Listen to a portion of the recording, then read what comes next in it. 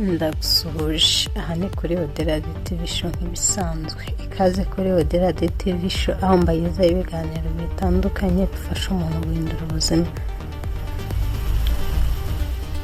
Nizere ko umeze neza, niba utameze neza iminsi imeze neza ejo bigahinduka. Ikaze nanone kuri Dore TV show. Uyu munsi rero tugiye kurebera hamwe ikiganiro ndetse n'abashakashatsi bavuga ku by'imibanire ndetse no gutandukana.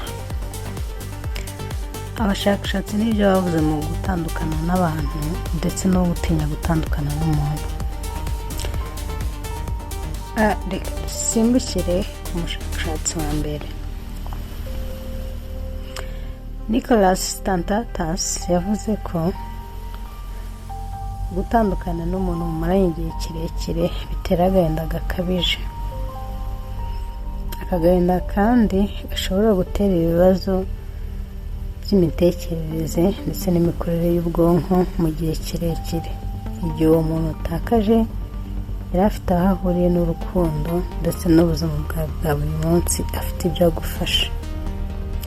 Asobanura kandi ko gutakaza umuntu wari ufite icyo agufasha mu buzima cyangwa se gutakaza uwo wakundaga bitera agahinda gakabije.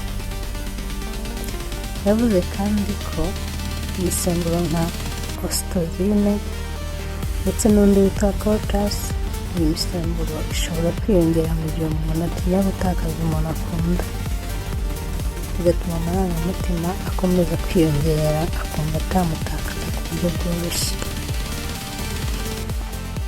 Agaragaza kandi ko gutakaza umuntu bigira ingaruka mu mitekerereze y'umuntu. Cyane cyane uyu mushakashatsi avuga ko gutakaza umuntu ukunda bitera depression cyangwa agahinda gakabije. Gutinya gutakaza umuntu bifitanye isano n'uburyo umuntu yagufashaga mu buzima bwawe bwa buri munsi, cyane cyane iyo ari umuntu w'agaciro cyangwa uwo muntu ukamukunda. Uwo muntu mukaba musangiye inzozi, inshingano cyangwa se kuba hari inkunga yaguhaga mu marangamutima cyangwa mu buzima bwawe bwa buri munsi. Ahangaha rero bigaragara ko ariyo mpamvu ituma abantu dutinya gutakaza abo dukunda cyangwa se abantu tutazi n'impamvu. Ni ko gutinya kubatakaza inshuro nyinshi ari uko baba bagufasha mu nzozi zawe abo bantu ukunda. Reka dukomeze turebe impamvu zituma umuntu atinya gutakaza abantu. Ku mwanya wa mbere turareba ko uwo muntu uba umufite urukundo rwinshi. Iyo umuntu umukunda cyane utinya kumubura.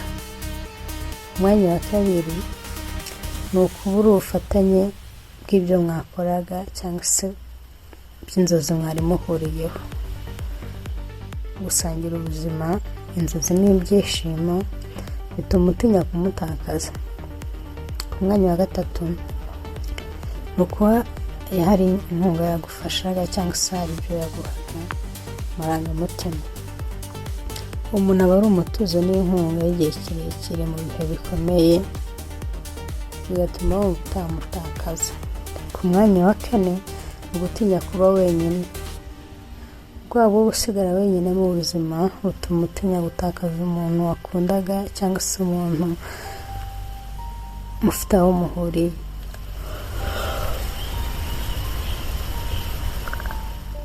Ku mwanya wa gatanu ni ukuba wa muntu yari inshuti y'ukuri. Gutakaza umuntu wizera wabikije amabanga bigira ingaruka zikomeye ku buzima bw'umuntu. Akaba ariyo mpamvu utinya gutakaza umuntu wari inshuti yawe bikomeye. Ku mwanya wa gatandatu ni ukuba uwo muntu ari uwo mu muryango. Gutakaza umubyeyi, umwana cyangwa umuvandimwe bitera intimba n'agahinda, bigatuma wumva uri wenyine ukagira ubwoba bwo kumutakaza. Ku mwanya wa karindwi ni ukuba ari umufasha mu buzima bwawe bwa buri munsi. Uwo mwashakanye cyangwa umukunzi wawe aba ari igice gikomeye cy'ubuzima bwawe ku buryo wumva kumutakaza ari ikintu gikomeye. Ku mwanya wa 8 ni ugutinya gucibwa. Kuba mwakundanaga bigatuma wumva utakiri uw'ingenzi. Ku mwanya wa 9 ni ukuba intangarugero. Kuba umuntu mwakundanaga yari intangarugero, agufasha ndetse akwereka icyerekezo cy'ubuzima, ukumva wagize icyuho mu buzima bwawe bwa buri munsi, niyo mpamvu utinya kumutakaza. Ku mwanya wa 10 ni kuba uwo muntu yagufashije gukura cyangwa gutera imbere. Umuntu waguhaye uburere cyangwa se ubufasha bw'ingenzi mu buzima bwawe bwa buri munsi, utinya kumutakaza.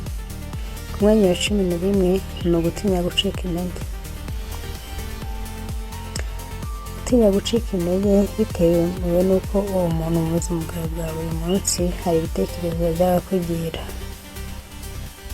Ubushakashatsi buvuga ko kubura inkunga y'ibitekerezo bituma umuntu agira intege nke, ukaba wagira ubwoba bwo gutinya gutakaza umuntu wakugiraga inama. Umwanya wa 12 ni ukuba umuntu yaguhaga icyizere. Gutakaza umuntu waguhaga icyizere n'imbaraga bituma wumva ufite ubwoba mu buzima kuko hari ibyo uzageraho, ibindi ukabura ugutera imbaraga. Ibingibi kandi biva ko wakuze ndetse no kubayeho mu buzima bwa buri munsi uhora ubona nta muntu uguha icyizere ndetse nta n'umuntu ugutera imbaraga. Ibi kandi bigaragara ko abantu mubana inshuro nyinshi cyangwa se abantu bakwegereye bahora baguca intege, ukaba wumva hari umuntu runaka ugomba kwihambira, ukaba wumva utamutakaza.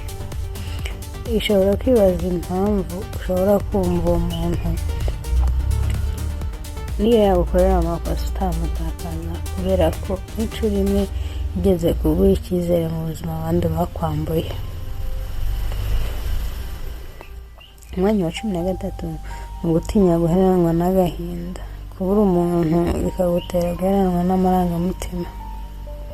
Umwanya wa 14 ni ukuba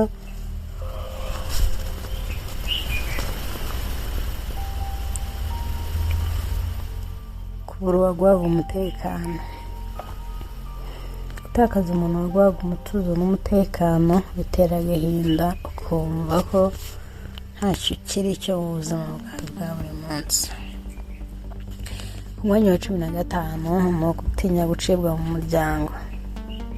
Gutakaza umuntu bikagutera kumva ntacyo uri cyo mu muryango, cyane cyane nk'iyo utakaje umuntu mu muryango cyangwa se umwe mu muryango wawe uguha ubufasha bukomeye nk'amashuri, amafaranga ndetse n'uwagufashaga mu buzima bwo kubaho.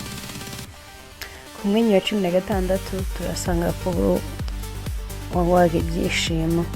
Gutakaza umuntu waguhaga ibyishimo n'akanyamuneza bitera agahinda, ukumva ko wakomeza kumwihambiraho kabone n'iyo yaba yagukoreye amakosa.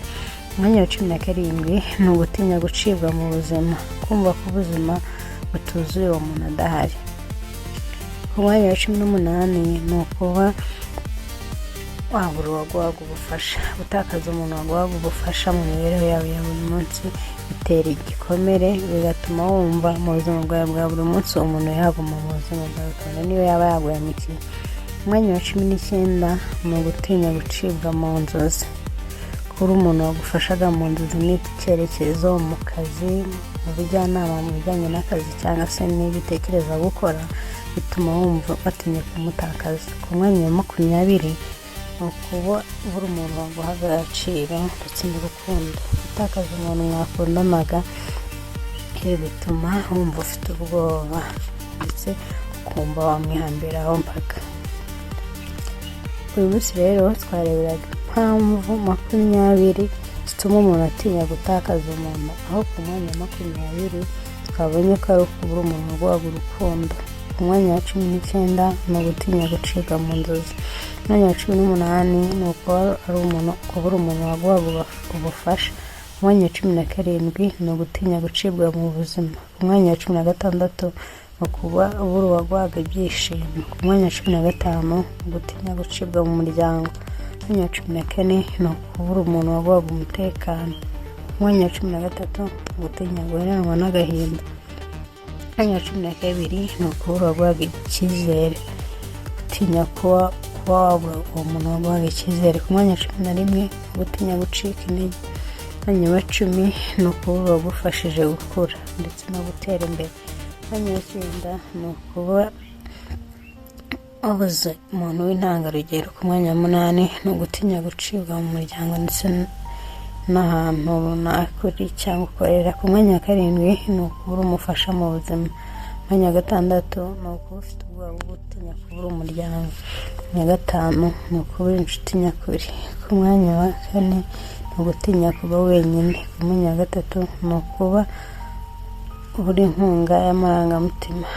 Ku mwanya wa 2 no kuba umuntu mwarafatanyije muri byinshi. Ndetse ku mwanya wa 1 no kubura urukundo rwinshi cyangwa se kubura umuntu wakundaga cyane. Uwo mushakashatsi Nicholas yagaragaje ko kugira agahinda gakabije gatewe n'uwo mwakundanaga ndetse n'umuntu mwari kumwe mufite uburyo mwasangiye ubuzima bitera ibibazo by'imikorere y'ubwonko ndetse n'agahinda gakabije. Avuga kandi ko kuba waramaranye n'umuntu igihe kirekire hari ibyo mwaganiriye, kuba waramaranye umuntu igihe kirekire hari ibyo wamugishije inama cyangwa se wakigishije inama, ari amabanga mufitanye. Ibi ngibi bituma wumva utamutakaza, bikagutera depresiyo cyangwa se agahinda gakabije no kumva uhora unaniwe ihoraho iyo wumva ugiye kumutakaza. Nicholas kandi agaragaza ko gutakaza umuntu wakundaga cyangwa umuntu wari ukuri hafi bituma imisemburo nka oxytocin yiyongera, ukumva uhorana ubwoba budashira.